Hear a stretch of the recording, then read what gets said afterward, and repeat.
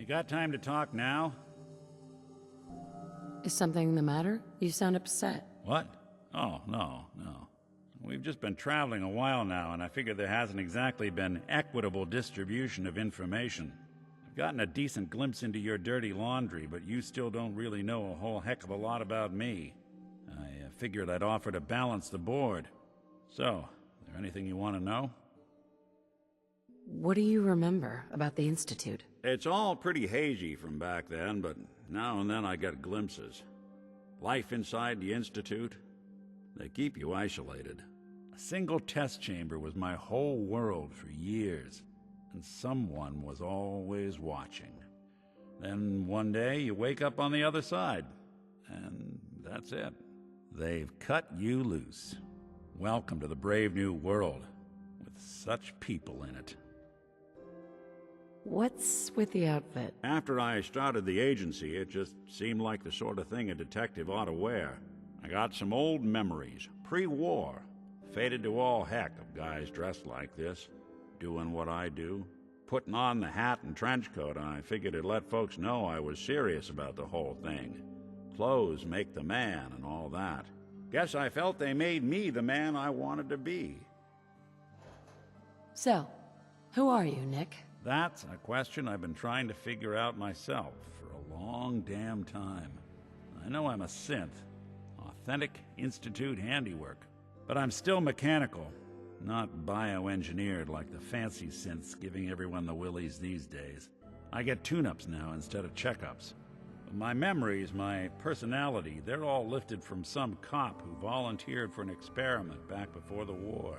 They scanned his brain and copied it onto the hardware that runs between my ears.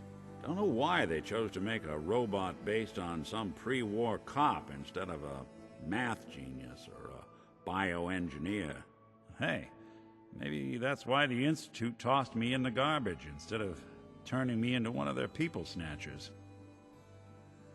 Wait, what? You're a robot? What else have you been keeping from me? Ha! Well, I'm not sure if anyone told you, but there's been a war. Nothing big. I think we'll bounce back just fine. Have you seen yourself? I don't think it's a hard mistake to make. Well, I can't say you're wrong. Out here, it didn't take long to lose that new synth shine. I remember waking up one day in a garbage heap, a body in tatters and a head full of memories belonging to a man who'd been dead for 200 years. Suffice to say, it was a confusing couple of weeks. Folks didn't really know much about synths back then, so when I finally ran into people, they mostly treated me with caution rather than hostility. But the kids, they weren't afraid. I think his name was Jim. The first person to actually speak to me after I got the boot from the Institute. My first human contact in this world. Grilled me for an hour. Once they'd seen I wasn't going to hurt anyone, the other folks in the neighborhood came out to ogle the mechanical man. It eventually turned into a pretty swell soiree. A local mechanic even gave me a once-over, free of charge. Those people, they treated me like a human being. I've been trying to return the favor ever since. It's a surprisingly rare trait out here sometimes. It's something I've noticed you got a fondness for. Part of the reason I've stuck around this long. Where's that town? We should go visit. I tried to go back and say thanks, once I'd gotten myself established. But the place was wiped off the map. Raiders. Don't know what happened to the people.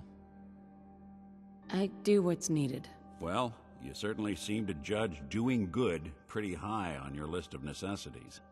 Well, I expect you're about as bored as can be listening to me rattle my skeletons. We should probably head out.